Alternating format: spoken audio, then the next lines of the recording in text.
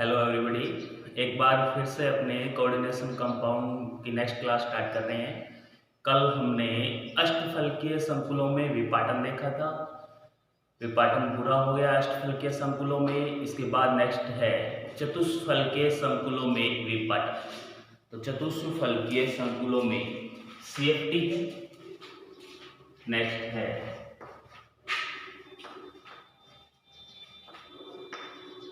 चतुष्फलकीय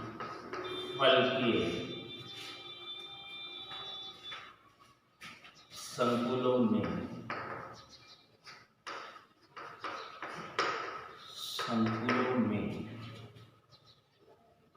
विपाटन।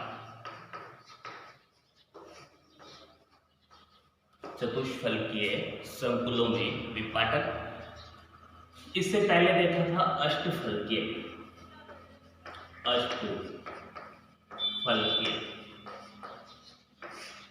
अष्टफलकीय में कहा था कि लिगैंड जो है गति कहां से करते हैं। लिगैंड गति करते हैं अक्षों के ऊपर से। अब आपको पता है 5 प्रकार के कक्षक बताए थे। एक DXY, DYZ, DZX, DX², Y², DZ। इन 5 में से 3 को तो बनाया गया है, बांटा गया है, T2G नाम दिया गया है, और 2 को एक साथ EG। ये होगा इनका विपाटन। अब विपाटन में ये 3 कक्षक जो है हमेशा अक्षों के मध्य व्यवस्थित रहते हैं। आकृति कल बनाकर बताई थी इनकी। DXY, YZ और DZX जो है अक्षों के मध्य 45 डिग्री के कोण पर व्यवस्थित रहते हैं, जबकि ये DX² Y² या कहें तो EG कक्षक जो है अक्षों के ऊपर व्यवस्थित रहते हैं। अक्षों के ऊपर व्यवस्थित रहते हैं। और अष्टफलकीय में लिगैंड जो है उनकी गति थी अक्षों के ऊपर से। गति कहां से बताई थी कल? अक्षों के ऊपर से। अब गति अक्षों के ऊपर से होगी तो किसके संपर्क में आएंगे? EG के, क्योंकि अक्षों के ऊपर EG कक्षक है। EG और कक्षक है और EG कक्षक के संपर्क में लिगैंड आएंगे, क्योंकि लिगैंड जो है अक्षों के ऊपर से गति करेगी अष्टफलकीय। इसलिए EG कक्षक के संपर्क में आएंगे तो प्रतिकर्षण EG पर अधिक लगेगा। जिस पर प्रतिकर्षण अधिक लगेगा उसकी ऊर्जा क्या हो जाएगी? अधिक। और जिस पर प्रतिकर्षण कम लगेगा उसकी ऊर्जा क्या हो जाएगी? कम। EG की ऊर्जा ज्यादा होगी और T2G की ऊर्जा क्या हो गई थी? कम। किसमें? अष्टफलकीय में। आज बात कर रहे हैं अपने चतुष्फलकीय में। और चतुष्फलकीय के अंदर याद ये रखना है कि लिगैंड जो है इसके विपरीत, यहां पर तो अक्षों के ऊपर, और इसमें लिखेंगे कि लिगैंडों की गति जो है, लिगैंडों की गति जो है वो कहां से होती है? अक्षों के मध्य से। अक्षों के मध्य से। और अक्षों के मध्य व्यवस्थित कौन होते हैं? T2G कक्षक। तो चतुष्फलकीय के अंदर अक्षों के मध्य से लिगैंड गति करेंगे, संपर्क में आएंगे किसके? T2G के, क्योंकि T2G जो है अक्षों के मध्य व्यवस्थित 45 डिग्री कोण पर व्यवस्थित रहते हैं। संपर्क में आएंगे T2G और लिगैंड आपस में संपर्क में आएंगे तो ऊर्जा ज्यादा किसकी हो जाएगी? T2G। क्यों? क्योंकि T2G पर लिगैंड नजदीक आने के कारण प्रतिकर्षण अधिक लगेगा। इसलिए चतुष्फलकीय के अंदर विपाटन जो आप दर्शाओ उसमें T2G जो है वो तो रहेगा ऊपर और EG रहेगा कहां पर? नीचे। क्यों? क्योंकि T2G की ऊर्जा अधिक प्रतिकर्षण के कारण अधिक होगी और EG की ऊर्जा कम प्रतिकर्षण के कारण कम होगी। इसलिए T2G जो है ऊपर आ गया और EG जो है क्या आ गया? नीचे। तो देखिए इसके अंदर विपाटन आरेख से देखते हैं। तो आरेख बनाएंगे। सबसे पहले आपके पास अकेला D कक्षक है, 5 D कक्षक है आपके पास। D लिख दो, यानी अकेली आपके पास है धातु, कोई भी इसके पास लिगैंड नहीं। इसके बाद जैसे इसके पास आएंगे लिगैंड, यानी कि एक उप सह संयोजक यौगिक जब बनाएगा तब की बात लिख दो। यहां क्या लिखोगे, डी क्या है, सब एक यौगिक लिखेंगे इसके बारे में। अब इसको यहां लिख सकते हो T2G प्लस EG, दोनों कक्षक है इसके अंदर। अब इसमें आपको विपाटन दर्शाना है। ये मध्य जो लाइन है इससे इसकी तुलना करेंगे कि कितना नीचे जाएगा और कितना, सीधी सी बात है कि ऊपर जो जाएगा उसकी ऊर्जा इसकी तुलना में क्या हो जाएगी, अधिक, और नीचे जो जाएगा उसकी ऊर्जा इसकी तुलना में क्या हो जाएगी, कम। नीचे चतुष्फलकीय में कौन जाएगा, Eg, क्योंकि Eg पर प्रतिकर्षण क्या लग रहा था, कम। तो नीचे तो आप बनाओगे यहां पर Eg, दो कक्षक बना लिए Eg, और ऊपर इसमें कौन सा बनेगा, T2G। कितने कक्षक है, 3।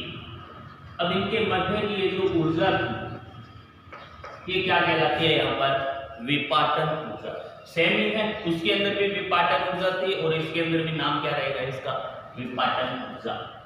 ये है विपाटन ऊर्जा। उसके अंदर इसको लिखा था डेल ओस, लेकिन यहां पर क्या लिखोगे, क्योंकि चतुष्फलकीय का है इसलिए विपाटन ऊर्जा डेल क्या लिखेंगे, टी, यानी कि विपाटन ऊर्जा टेट्राहेड्रल कॉम्प्लेक्स की। टी का मतलब टेट्राहेड्रल या चतुष्फलकीय। अब इसका मान जो है कल भी बताया गया था और सेम है आज भी वापस, कितना होता है, 10 DQ। 10 DQ है। इसके अंदर नीचे वाले भाग में कल बताया था हमेशा क्या लगाते हैं अपने, माइनस। ऊपर वाले भाग में क्या लगाते हैं अपने, हमेशा प्लस। ये तो बताया था, इस लाइन के नीचे माइनस ऊपर प्लस। नीचे माइनस है, दो कक्षक है तो दो के साथ आएगा 6, 3 के साथ क्या आएगा, 4। लिख दिया। यहां पर क्या है, DQ। ये जो चीज दी गई है बीच में, ये CFSE निकालने का सूत्र निकालने के लिए लिखाई जाती है। अब CFSE क्या है, क्रिस्टल क्षेत्र स्थायीकरण ऊर्जा, CFSE। पहले तो आप चतुष्फलकीय के लिए लिख लो,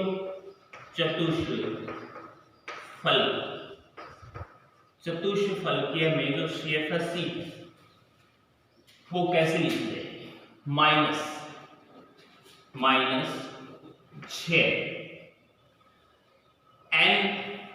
n क्या हुआ यहां पर, इसमें इलेक्ट्रॉनों की संख्या, किसमें, Eg कक्षक में, क्योंकि -6 किसके साथ है, Eg के साथ है, -6 Eg, n जो है इसमें इलेक्ट्रॉनों की संख्या प्लस ऊपर वाला 4 n प्लस 4 है, n इसमें इलेक्ट्रॉनों की संख्या किसमें, T2G, ब्रैकेट में लिख देंगे T2G। अब होल ब्रैकेट करके पीछे इसकी क्या लगा देंगे अपने, DQ। ये हो गई CFSE का मान चतुष्फलकीय संकुल हेतु। दूसरा बात करें, कल जो बताई थी अष्टफलकीय के लिए, अष्टफलकीय के लिए CFSE जो है, CFSE, इसका मान कैसे है, तो वापस से एक डायग्राम जो है कल बताया था वो एक देख लो। ये आपके पास 5 थे, अब इन 5 को विपाटन जो है दर्शाया गया। तो Eg जो है अष्टफलकीय में कहां रहता है, ऊपर, और T2G अष्टफलकीय में कहां रहता है, नीचे। तो यहां पर था T2G और यहां था आपके पास Eg। ये जो बीच की ऊर्जा है ये होगी क्या, विपाटन ऊर्जा। विपाटन ऊर्जा इसका मान भी क्या बताया था, 10 DQ, या डेल इसे किससे लिखा था, O से। O मतलब ओक्टाहेड्रल से। नीचे इस लाइन से हमेशा क्या लगाते हैं, माइनस, ऊपर क्या लगाते हैं, प्लस। 3 डिब्बे की साइड है उसमें क्या लगाते हैं, 4, 2 की जगह क्या लगाएंगे, 6। यहां पर भी यही किया था, 2 है तो उसके साथ 6, 3 है तो उसके साथ 4। साइन प्लस माइनस का बदल जाएगा, यहाँ पर डी क्यू है और ये भी क्या हो गया, डी। अब इसके लिए अष्टफलकीय के लिए इस आरेख की सहायता से अपने CFSE का मान लिखेंगे। तो सूत्र जो है CFSE का आएगा, माइनस में संख्या अब कौन सी है, 4, तो -4 n तो है इलेक्ट्रॉन लेकिन है किसमें, T2G में, -4 n T2G प्लस ऊपर वाले में 6 n यानी कि इलेक्ट्रॉनों की संख्या किसमें, Tg में। हो गया, होल ब्रैकेट क्लोज और लास्ट में क्या लगाना है, DQ। ये होगी दोनों चतुष्फलकीय और अष्टफलकीय संकुलों की CFSE। CFSE है crystal field stabilising energy, crystal क्षेत्र स्थायीकरण ऊर्जा। CFSE का ये सूत्र पूछा जाता है, 2 लिखिएगा। हो गया। अब इसके अंदर ये तो पहले पढ़ चुके हैं अपने अष्टफलकीय संकुल में विपाटन, तो ये यहाँ पर है चतुष्फलकीय संकुल में विपाटन। अब चतुष्फलकीय संकुल में विपाटन जो है हमेशा 2 प्रकार की ऊर्जा बताई थी कल आपको, एक विपाटन ऊर्जा बताई थी, विपाटन ऊर्जा जिसे डेल से लिखा था आपने, और एक युग्मन ऊर्जा थी जिसे किससे लिखा था, P से।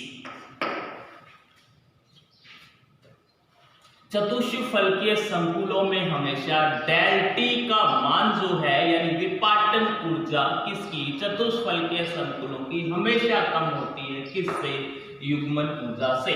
यानी कि कभी भी युग्मन नहीं हो सकता। युग्मन ऊर्जा का मान यदि कम हो तो युग्मन हो सकता है, अन्यथा कभी युग्मन नहीं होगा। अब युग्मन नहीं होगा तो प्रबल क्षेत्र लिगैंड हो चाहे दुर्बल क्षेत्र लिगैंड हो, इससे इस चीज पर कोई फर्क नहीं पड़ेगा, हमेशा युग्मन आप कभी भी नहीं करवा सकते। प्रबल क्षेत्र लिगैंड है तो भी युग्मन नहीं करवाओगे चतुष्फलकीय संकुल में, और दुर्बल क्षेत्र लिगैंड है तो युग्मन वैसे भी होता है।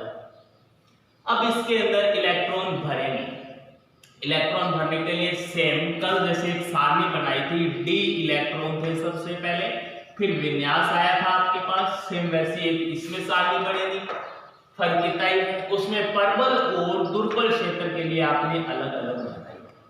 इसमें प्रबल और दुर्बल क्षेत्र दोनों के लिए एक ही सारणी बनेगी। क्यों, क्योंकि इसमें दुर्बल क्षेत्र और प्रबल क्षेत्र चाहे कौन सा भी लिगैंड हो युग्मन कभी भी नहीं करवा सकता। अब ये बात आती है कि युग्मन क्यों नहीं करवा सकता, इसमें युग्मन इसलिए नहीं करवा सकता कि इनमें विपाटन बहुत कम होता है। ये जो ऊर्जा है विपाटन ऊर्जा कम होती है, विपाटन कम होगा यानी इनकी दूरी जो है ऊर्जा के अंदर वो कम होगी, दूर कम जाएंगे तो ऊर्जा भी कम होगी इनके मध्य, विपाटन ऊर्जा कम होगी तो युग्मन ऊर्जा हमेशा ज्यादा रहेगी, युग्मन ऊर्जा ज्यादा होगी तो कभी भी युग्मन नहीं हो सकता। ज्यादा एनर्जी देकर युग्मन करवाना नहीं चाहिए। अब इसके अंदर है कि ये जो युग्मन है ये क्यों नहीं होता, या मैंने यहाँ पर कह दिया कि विपाटन जो है वो कम होता है इसलिए युग्मन नहीं हो पाता। तो विपाटन कम क्यों होता है, उसका कारण है कि आपने पढ़ रहे हैं चतुष्फलकीय संकुल, और चतुष्फलकीय संकुल में कोऑर्डिनेशन नंबर जो है समन्वय संख्या वो कितनी आती है, हमेशा 4। समन्वय संख्या 4 तभी आएगी जब लिगैंड कितने हो, 4, वो भी एक धातु, यानी कि लिगैंडों की संख्या कम होने के कारण इसमें विपाटन क्या होता है, कम। जितने ज्यादा प्रबल लिगैंड और जितने लिगैंडों की संख्या ज्यादा होगी विपाटन उतना ही क्या होगा, अधिक। अब इसमें लिगैंडों की संख्या क्या है, कम, लिगैंड कम है तो विपाटन क्या होगा, कम। अब विपाटन कम होगा तो युग्मन क्या होगा, नहीं होगा। इसलिए इलेक्ट्रॉन हमेशा पहले इजी में एक यहाँ, दूसरा, तीसरा यहाँ, चौथा यहाँ, पांचवा यहाँ, छठा इलेक्ट्रॉन यहाँ आएगा, कभी भी युग्मन आप नहीं करवा सकते। ये हो गया इसमें आपके विपाटन, दोनों प्रकार के विपाटन हो गए, CFSC होगी। अब इसमें है इसकी सार, चतुष्फलकीय संकुल की इलेक्ट्रॉन D1 से लेकर D10 तक के जो इलेक्ट्रॉन होंगे उनमें कौन सा संकरण आएगा, प्रबल और दुर्बल का प्रभाव होगा या नहीं। वो पहले बता चुकी है कि प्रबल लिगैंड और दुर्बल लिगैंड कोई भी हो चतुष्फलकीय संकुल में युग्मन नहीं हो सकता। तो चतुष्फलकीय संकुल की जो सारणी अपने बनाएंगे तो सबसे पहले यहां पर लिखेंगे D इलेक्ट्रॉन, फिर उसके बाद है आपके पास विन्यास,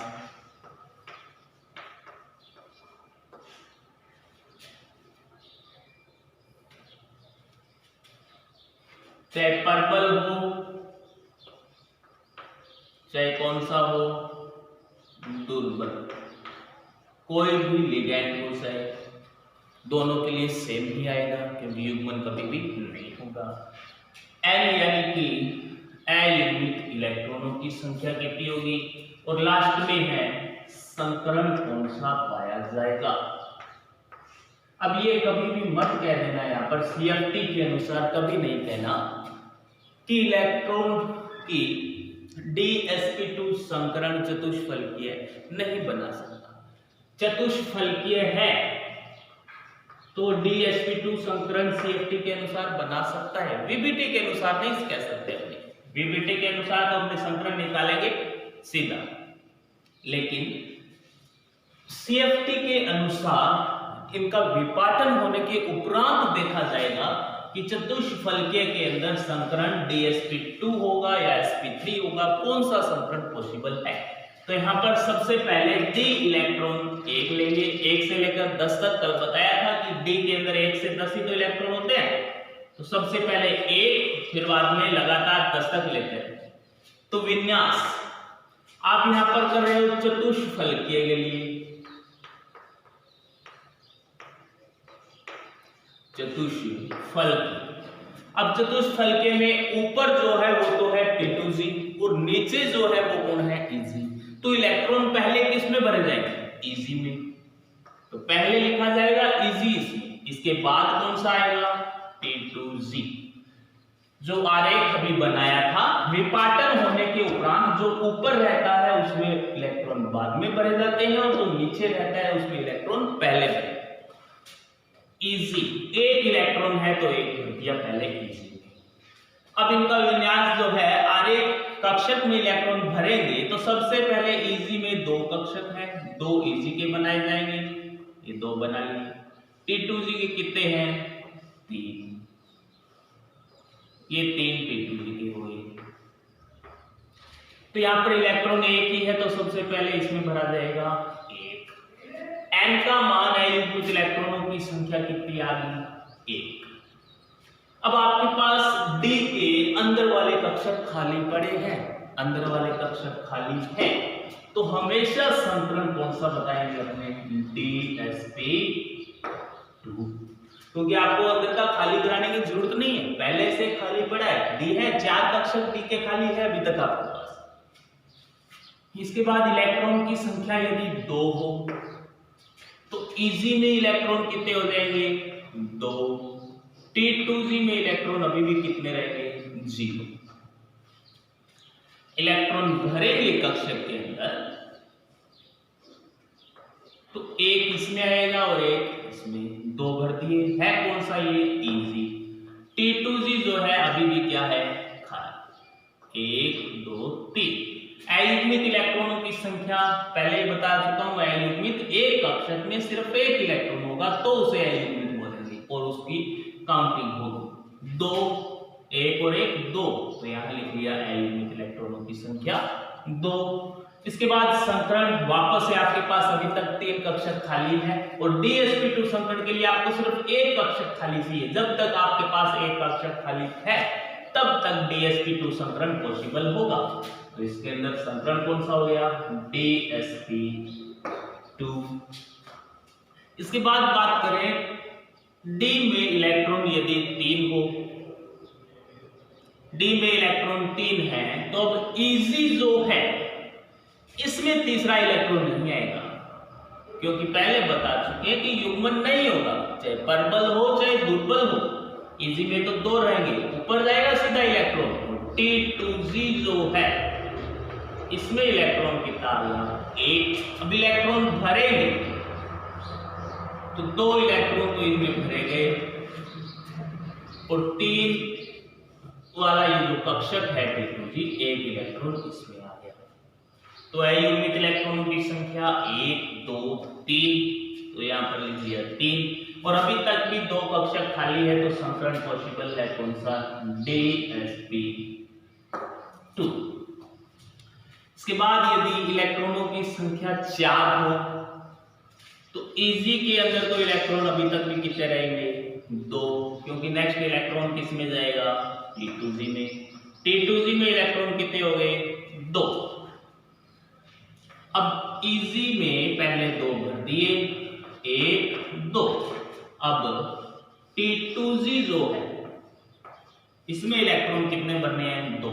1 इसमें आ गया, 1 इसमें। अयुग्मित इलेक्ट्रॉनों की संख्या 4। संकरण कौन सा होगा? अभी तक भी आपके पास 1 D खाली है, और आंतरिक D के लिए कितने चाहिए आपको?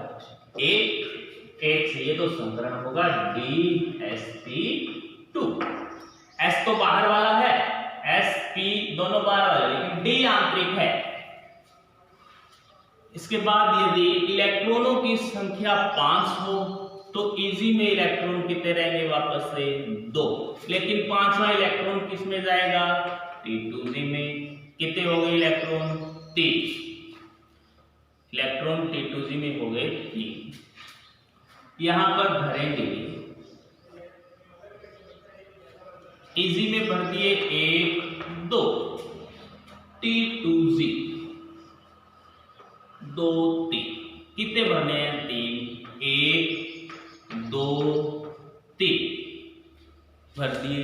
अयुग्मित इलेक्ट्रॉनों की संख्या कितनी है? 5। प्रत्येक कक्षक में 1 इलेक्ट्रॉन है। अब अयुग्मित इलेक्ट्रॉनों की संख्या है 5, संकरण कौन सा होगा? युग्मन होगा या नहीं? युग्मन नहीं हो सकता, क्योंकि अपने पढ़ रहे हैं चतुष्फलकीय, और चतुष्फलकीय के अंदर बताया था कि डेल्टी का मान हमेशा कम होता है किससे? इससे, युग्मन ऊर्जा से। युग्मन ऊर्जा से कम होता है तो युग्मन हो नहीं पाएगा, कक्षक खाली नहीं होगा, तो संकरण अपने आप 4 समन्वय संख्या के लिए कौन सा हो जाएगा? दूसरा एक और संकरण जो है sp3 बदल गया संकरण। इसके बाद 6 यदि इलेक्ट्रॉन हो, Eg के अंदर आएगा या T2Z? पहले आएगा इसमें, और ये है Eg, तो Eg में तो इलेक्ट्रॉन हो गए 3, T2Z में कितने रहेंगे? 3 भरेंगे इलेक्ट्रॉन 1 2 3 भरने हैं, तो तीसरा ये विपरीत चक्रण का आ गया, युग्मित हो गए। अब इसमें एक भी अयुग्मित इलेक्ट्रॉन नहीं है इस एक कक्षक में, ये दूसरा एक बचा है। यहां पर वापस से 3 ही इलेक्ट्रॉन भरने हैं, 1 2 3 भरने, ऊपर लिखा हुआ 3 है। तो अयुग्मित इलेक्ट्रॉनों की संख्या 1 2 3 4, सीधी सी बात 1 से 5 तक तो बढ़ेगी और वापस से घटने स्टार्ट हो जाएगी, 4 होगी। संकरण खाली नहीं है तो sp3। इसके बाद यदि संख्या 7 हो तो Eg में आएगा चौथा इलेक्ट्रॉन भी, यानी कि 3 3 6 7वां इलेक्ट्रॉन जो किस में आएगा? Eg में। और T2Z में कितने रहेंगे? 3। तो यहां पर इलेक्ट्रॉन भरेंगे 1 2 3 4, हो गए 4 इलेक्ट्रॉन। इसके बाद इसमें कितने भरे जाएंगे? 3, सेम ही है पहले वाले। अयुग्मित इलेक्ट्रॉनों की संख्या कितनी है? 1 2 3, ये तो क्या हो गए? युग्मित। 2 इलेक्ट्रॉन है एक साथ एक पे, तो अयुग्मित में नहीं आएंगे, युग्मित हो गए। तो अयुग्मित की 1 2 3 है, तो यहां लीजिए 3। संकरण कौन सा खाली नहीं है? वापस से sp3। 8 इलेक्ट्रॉन हो, 9 हो, 10, इतने ही हो सकते हैं। तो एक एक इनमें बढ़ता जाएगा, 8 के लिए इजी तो 4 ही रहेगा, क्योंकि दो कक्षक है इजी ए और जी, अधिकतम 4 इलेक्ट्रॉन आ सकते हैं। एक में अधिकतम कक्षक में 2 आते हैं, तो ये 2 है तो 2 में अधिकतम 4, इसमें अधिकतम 6 भर सकते हैं, 3 है। अब आगे एक एक भरता जाएगा, प्रत्येक में एक एक भरता जाएगा। T2G में 3 की बजाय कितना हो गया 4। कक्षक बनाएंगे अपने, तो 1 2 3 4 ये तो भर रखे हैं पहले से ही। इसमें आएगा 1 2 3 4 भरने हैं, तो चौथा यहाँ पर आ इलेक्ट्रॉन की संख्या एक और घट गई, बची कितनी 2। संकरण वापस से कौन सा आएगा sp3। 9 के लिए इजी तो वापस से कितना रहेगा 4। T2G कितना हो जाएगा 5। T2G 5 हो जाएगा, तो इजी में तो इलेक्ट्रॉन भर रखे हैं पहले से 4, फर्क आएगा T2G, और T2G में 1 2 3 4 5 इलेक्ट्रॉन है, यूनिट बचे 1, संकरण हो गया sp3। इसके बाद लास्ट है 10 इलेक्ट्रॉन यदि आपके पास हो तो, 10 हो तो इजी तो वापस से वही रहेगा 4। T2G में कितने हो जाएंगे 6, बदल गया T2G, दोनों भर गए पूर्णतया।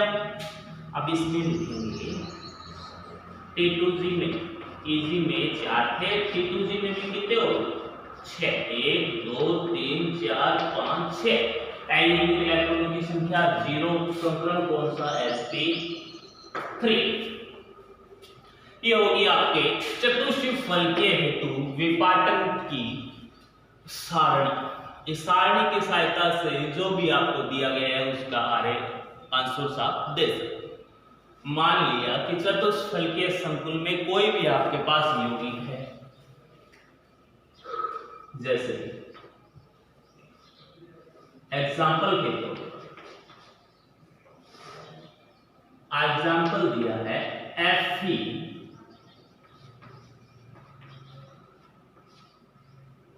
NH3 का होल ट्वाइस +2 NH3 का होल 4 +2। तो इसको करेंगे कैसे? अब करेंगे ऐसे कि सिर्फ आपको ऑक्सीकरण अवस्था निकालनी है Fe की, फेरस जो है इसकी ऑक्सीकरण अवस्था। ये एग्जांपल देकर प्रश्न पूछा गया है कि FeNH3 का होल 4 होल ब्रैकेट +2 संकुल यौगिक में या संकुल यौगिक को CFT के अनुसार समझाइए। अब CFT के अनुसार इसको समझाएंगे तो आपके पास फेरस धातु है, इसकी ऑक्सीकरण अवस्था निकालेंगे, और समझाने से पहले आपके दिमाग में ये सारणी आनी चाहिए। सारणी आने से पहले ये पता होना चाहिए कि इसकी ऑक्सीकरण अवस्था कौन सी है। X इसको माना प्लस अमोनिया पर आ गए 0 × 4 × 2, तो X बराबर तो +2 है, यानी कि Fe जो है इस यौगिक में Fe+2 ऑक्सीकरण अवस्था में है आपके पास, और Fe+2 है। फेरस का परमाणु क्रमांक आपके पास कितना होता है 26 परमाणु क्रमांक है। तो 1s2 इलेक्ट्रॉनिक विन्यास जो इसका है वो है 1s2 2s2 2p6 3s2 3p6 4s2 और 3d, और 3d में लास्ट संख्या लिखी जाती है कितनी 6, लिख दिया 6। अब इसके बाद +2 में ले जाना है तो 2 इलेक्ट्रॉन निकालो और निकलेंगे ये वाले। तो ये लास्ट में बचा क्या आपके पास 3s2 3p6 3d6 4s0, ये तो है। इसके बाद 4p क्या हो गया यहाँ पर 0, 1s2 2s2 2p6। ये तो आपका है Fe के लिए, और ये हो गया आपका Fe+2 के लिए इलेक्ट्रॉनिक विन्यास। अब उत्तर देंगे तो इसमें से आएंगे, किसमें आएंगे इसमें। अब Fe+2 में D देखा जाएगा कि D के अंदर इलेक्ट्रॉन कितने हैं।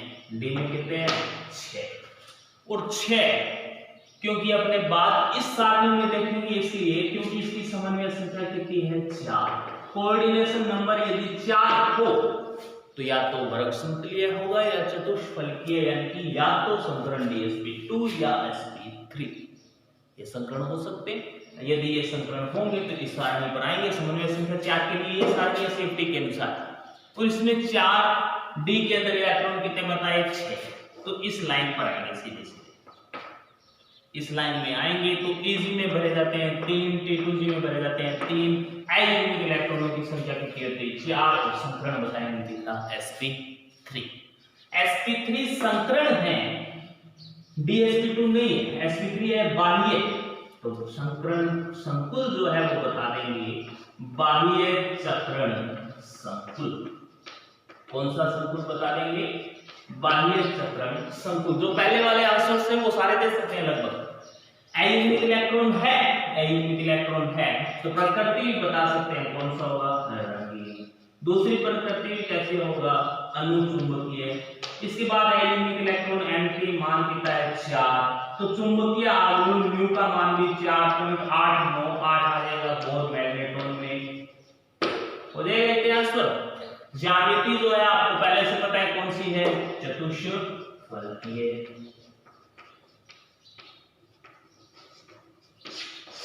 ये आंसर इस प्रकार अपने दे सकते हैं इस सारणी की सहायता से। बस आपको निकालनी क्या है कि कौन सी ऑक्सीकरण अवस्था में धातु है। जिस ऑक्सीकरण अवस्था में धातु है उसका इलेक्ट्रॉनिक विन्यास लिखोगे, इलेक्ट्रॉनिक विन्यास में देखोगे कि इसके अंदर डी में इलेक्ट्रॉन कितने हैं। जितने डी में इलेक्ट्रॉन है उस इलेक्ट्रॉन संख्या पर चले जाओ, उस इलेक्ट्रॉन संख्या पर चले जाओ। यदि आपसे पूछा है कि इसमें Eg में कितने इलेक्ट्रॉन हैं तो 3 है, T2G में कितने हैं 3 है, दोनों में संख्या क्या है बराबर। हो जाएगा इस प्रकार। ये होगी आपकी चतुष्फलकीय के अंदर विपाट। इसके बाद एक यहाँ पर संबंध है जो याद रखने वाला है। संबंध है किसमें, चतुष्फलकीय व अष्टफलकीय संकुलों की विपाटन ऊर्जा में डेल ओ और डेल टी के अंदर संबंध दिया गया है। सूत्र है एक जो याद रख लेना सीधा सा, सूत्र है del T equal to 4/9 del O। ये पहले बता चुका हूं कि डेल किसको रिप्रेजेंट करता है, विपाटन ऊर्जा को, T चतुष्फलकीय को, O किसको, ऑक्टाहेड्रल यानी अष्टफलकीय को। तो ये चतुष्फलकीय संकुल की विपाटन ऊर्जा जो है किसके बराबर होती है 4/9 अष्टफलकीय संकुल की विपाटन ऊर्जा। यानी यहां से स्पष्ट पता चल रहा है कि किसकी विपाटन ऊर्जा अधिक होगी। डेल टी चतुष्फलकीय की ऊर्जा जो है 4/9 यानी कि 1 भाग से कम है किसकी, डेल ओ। तो डेल ओ का मान जो है हमेशा क्या रहता है डेल टी से ज्यादा। यही तो हमने बताया था पीछे कि डेल ओ जो है इसमें परबल लिगेंड यदि है तो ये डेल ओ का मान पी से अधिक हो सकता है। परबल लिगेंड और डेल ओ का मान कम होता है किसमें, दुर्बल लिगेंड।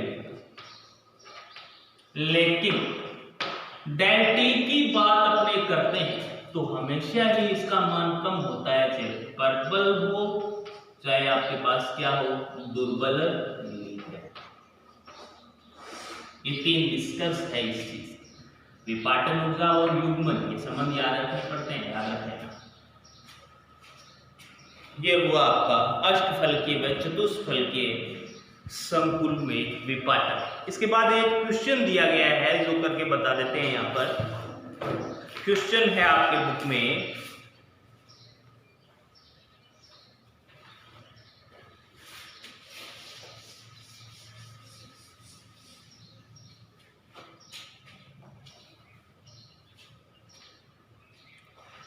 क्वेश्चन है प्रश्न दिया गया है कि CFT के अनुसार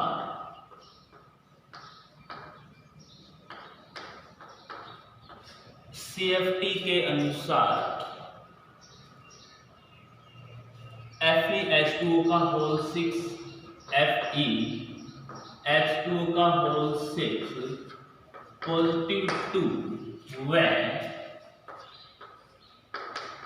FeCN का होल 4 नेगेटिव 2 होल 6 -4, Cn का होल 6 -4 की तुलनात्मक विवेचना कीजिए। तुलनात्मक विवेचना की ये प्रश्न दिया गया है बुक में। अब इसको करेंगे कैसे? दो संकुल दे रखे हैं आपको और उनको समझाना है, CFT के अनुसार दोनों की तुलना करनी है। तुलना करनी है जिसे दिन के बाद अंतर के रूप में लिख दो, या एक एक पॉइंट एक एक आंसर एक साथ मिलाते जाओ।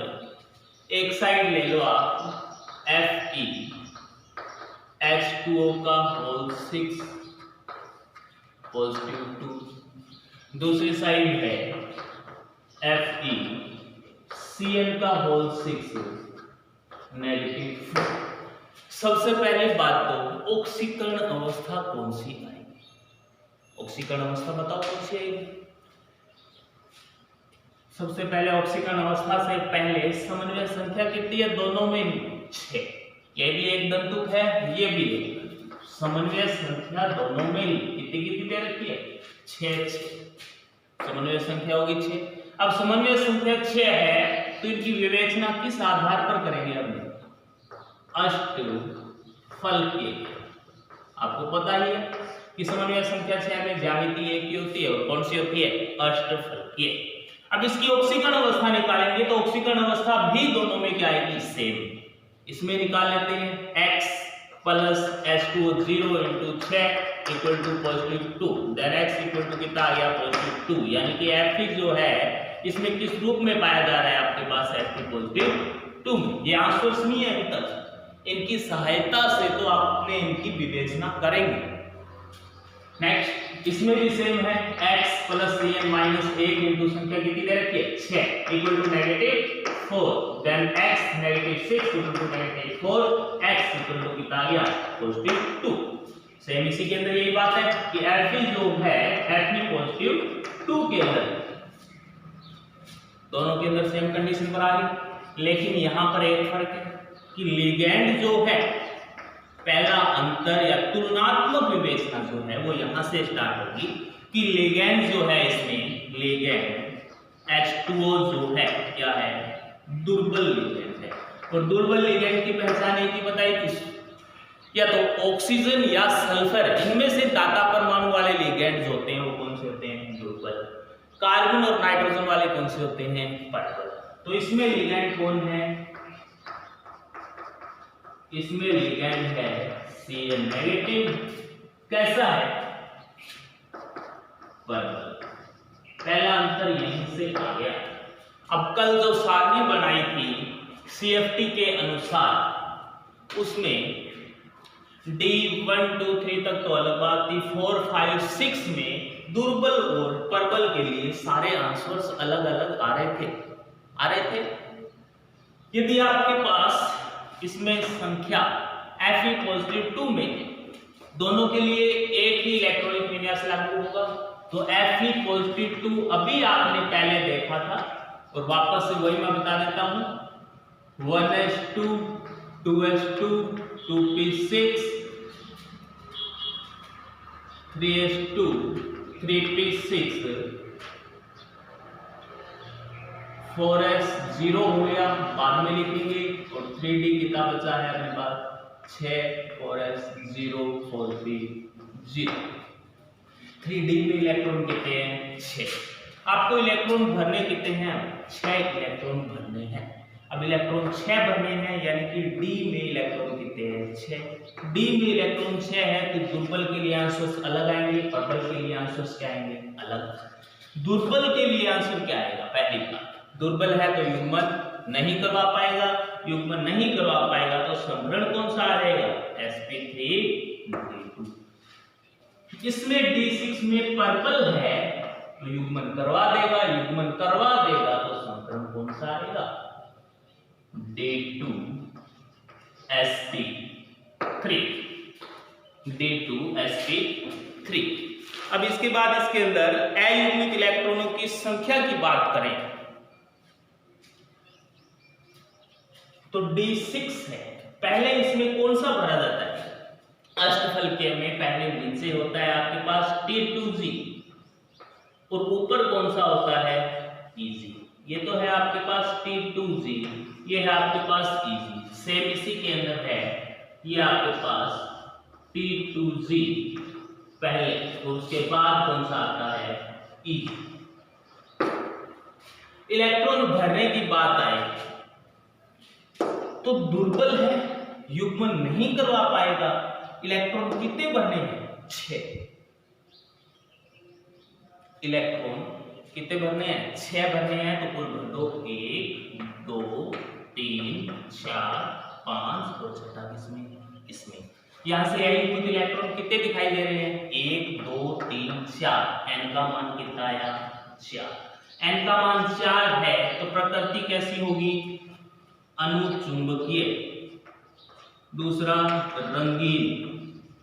फिर इसके बाद n का मान 4 है तो म्यू चुंबकीय आघूर्ण 4.898 बोर मैग्नेटॉन। आगे यहां तक संकरण sp3d2 है तो चक्रण कौन सा होगा बाह्य चक्रण संकुल है, यही तो है। इसके बाद इसमें बात करें इलेक्ट्रॉन कितने भरने हैं 6।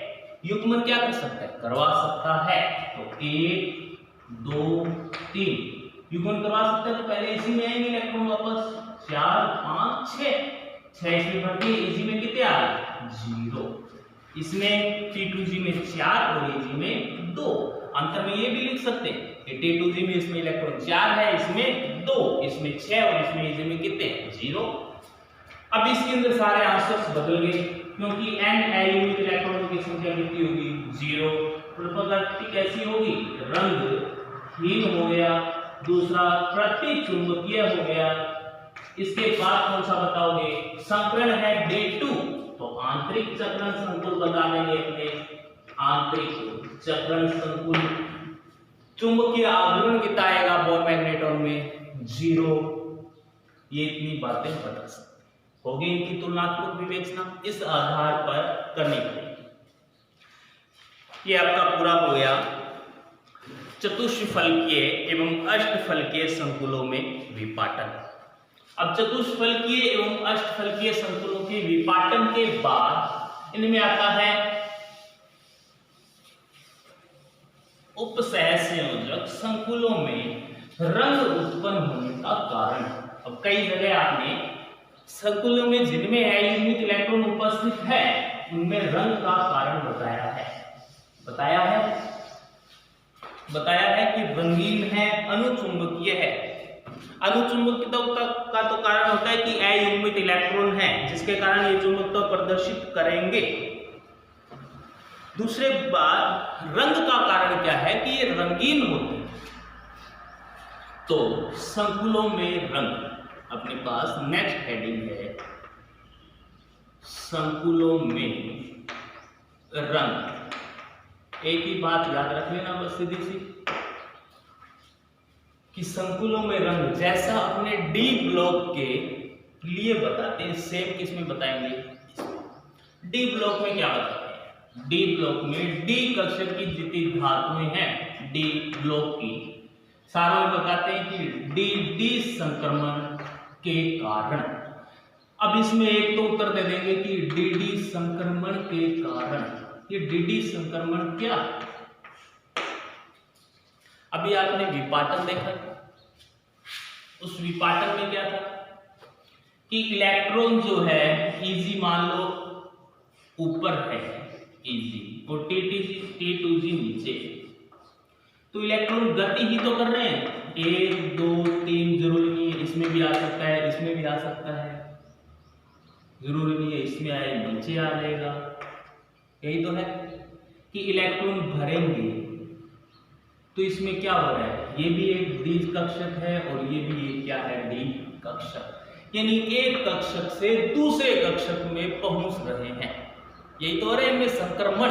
एक कक्षक से दूसरे कक्षक में ऊर्जा पाकर अपनी निम्न ऊर्जा अवस्था से उच्च ऊर्जा अवस्था तक इलेक्ट्रॉन जब जाएंगे तो ऊर्जा के कुछ भाग का क्या करेंगे उत्सर्जन और अपने को क्या दिखाई देंगे रंगीन।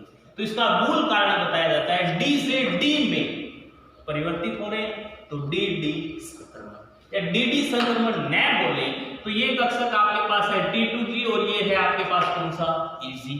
तो ये बोल सकते हैं T2G EG संक्रमण के कारण, T2G EG संक्रमण के कारण। या T2G EG मैं बोलूं तो हो सकता है EG नीचे हो T2G ऊपर हो, तो इसको उल्टा लिख दो कि EG T2G संक्रमण के कारण। हो गए संक्रमण, रंग का कारण बताया है, या तो DD संक्रमण लिख देंगे या T2G EG या EG T2G संक्रमण लिख देंगे। इसके बाद की रंग होंगे कौन कौन से। सारों को पता है कि जो दृश्य प्रकाश क्षेत्र है उसका अवशोषण जो होता है, यदि पूर्णतया अवशोषण हो जाएगा, पूर्ण अवशोषण यदि होगा, पूर्ण अवशोषण, तो जो अपने को पदार्थ है वो कैसा दिखाई देगा, काला। यदि पूर्णतया अवशोषण न होकर पूर्ण परावर्तन जो प्रकाश आ रहा है उसको पूर्णतया परावर्तित कर दिया जाए, वापस से उसी दिशा में भेज दिया जाए या किसी और दिशा में विक्षेपित कर दिया जाए, तो क्या होगा, पूर्णतः परावर्तित। तो कैसा होगा, सफेद, व्हाइट कलर आ जाएगा। यदि आपने पूर्णतया प्रकाश का अवशोषण कर लिया तो काला, पूर्णतया परावर्तित कर दिया तो सफेद। इसी कारण जो काला है वो अधिक गर्म होता है और सफेद जो है क्या होता है, ठंडा। क्योंकि काला जो है पूर्णतया प्रकाश या उष्मा का क्या करता है, अवशोषण, और सफेद जो दिखाई देता है वो क्या कर देता है, पूर्णतया परावर्तित। बाकी आंशिक अवशोषण या आंशिक लिख सकते हैं यहाँ पर परावर्तन, यानी कि कुछ भाग का तो प्रकाश का क्या हो जाएगा, अवशोषण, और कुछ भाग क्या हो जाएगा, परावर्तित वापस। तो पदार्थ जो है अपने को अब क्या दिखाई देगा, रंगीन। यदि पूर्णतया अवशोषण कर लिया तो काला, पूर्णतया वापस परावर्तित कर दिया तो सफेद, और कुछ भाग अवशोषित और कुछ परावर्तित कर दिया तो क्या दिखाई देगा, रंगीन। और रंगीन में भी कौन सा कलर दिखाई देगा, ये डिपेंड करता है कि अवशोषण जो हो रहा है प्रकाश, वो कौन सी तरंग दैर्ध्य का प्रकाश अवशोषित हो रहा है। अब इसमें एक विबग्योर नाम होता है, VIB GYOR। वी से violet, indigo, blue, green, yellow, orange और रेड।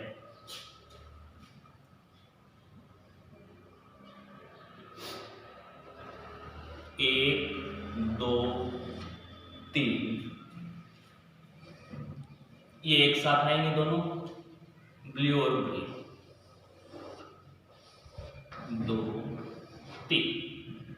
यानी कि यदि ब्लू या ग्रीन कलर में से कोई अवशोषित हुआ है तो दिखाई देगा आपको रेड कलर।